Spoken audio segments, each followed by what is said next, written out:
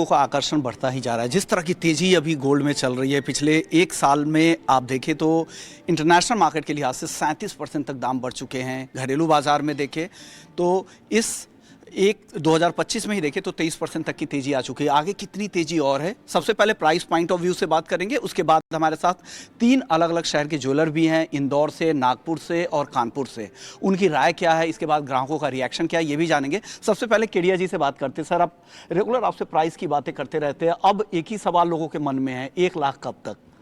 1 लाख कब तक? बिल्कुल काफ़ी चौंकाने वाली रैली है। जनरली हम देखते कोई भी एसेट क्लास में, अगर हम फाइनेंशियल प्रोडक्ट से भी देखते हैं तो 18-20% ठीक है, लेकिन गोल्ड एक ऐसा एसेट क्लास रहा है कि 1980 से अगर मैं देखता हूँ तो मोटा मोटी 40% एक फाइनेंशियल ईयर में आना बहुत बड़ी बात है। उसके पीछे फैक्टर्स है, जैसे कि हम जानते हैं कि लड़ाई आज भी जारी है, सेंट्रल बैंक की बाइंग है, डी डॉलराइजेशन चल रहा है और ऊपर से अभी डोनाल्ड ट्रंप का तड़का लगना, ये मार्केट को बहुत ही ज़्यादा अनसर्टेन पे कर रहा है। नो डाउट टैरिफ में जो 90 दिन का एक सस्पेंशन आया है, रिलीफ आया है, बट फिर भी आप सोचिए कि 10% एक ब्लैंकेट हम देख रहे हैं कि टैरिफ लगना ही है। उसकी वजह से सबसे बड़ा खतरा जो है इन्फ्लेशन का। हालांकि पिछला जो डेटा आया था उसमें कुछ रिलीफ जरूर दिखाई दिया है, बट आप देखिए कोई भी चीज़ अगर महंगी होगी तो उसका इम्पैक्ट आएगा। दैट इज़ वाई हम देख रहे हैं कि अचानक से 3 दिन के अंदर, 4 दिन के अंदर 8% की तेज़ी हमने गोल्ड में आती हुई देखी। तो मुझे लगता है कि बाकी फैक्टर तो अभी भी फ्रीज्ड है, वहाँ की वहीं है। खाली टैरिफ की वजह से इनिशियली हमने कंसर्न्स की वजह से जो मार्जिन कॉल्स थे इक्विटी में, उसकी वजह से फॉल आया था।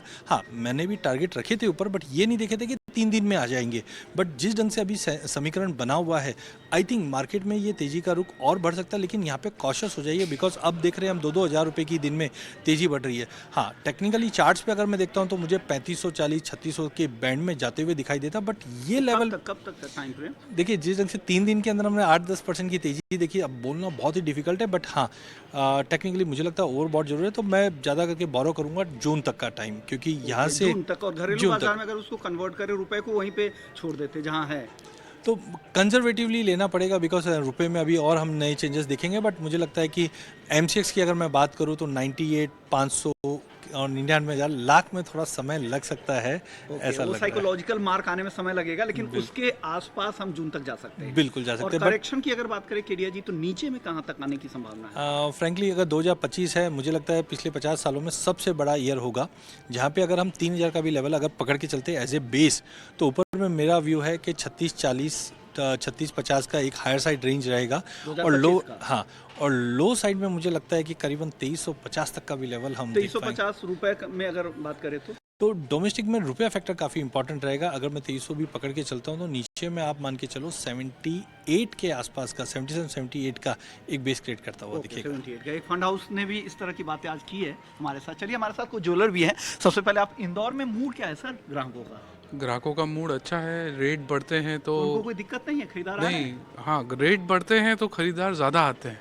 ओके। ये देखा गया है, जब एकदम डाउनफॉल आता है तो एकदम रुक जाता है ग्राहक, नहीं और घटेगा और घटेगा। नवरात्र से और इस साल की जो नवरात्र, अभी अप्रैल वाले नवरात्र की मैं बात कर रहा हूँ, किस तरह की बिक्री हुई है आप लोगों के स्टोर? बिक्री मोटा मोटा सेम रही है, इंक्रीमेंट कुछ भी नहीं रहा है। ओके। मतलब आप इन टर्म्स ऑफ वैल्यू, तो आप तो बोल रहे हैं कि ग्राहक बहुत आ रहे हैं, तो सिर्फ देख कर तो नहीं चले जा रहे हैं? नहीं, वैल्यू वाइज उतना ही है, बट क्वांटिटी वाइज कम हुआ है बिकॉज ऑफ खरीद रहे हैं। लाइट वेट ज्वेलरी का भी मेजर वही। सर, अब नागपुर भी एक बड़ा मार्केट है ज्वेलरी का, और आप वहाँ के लीडिंग प्लेयर भी हैं। क्या वहाँ पर क्या हो रहा है, वहाँ का मूड क्या है?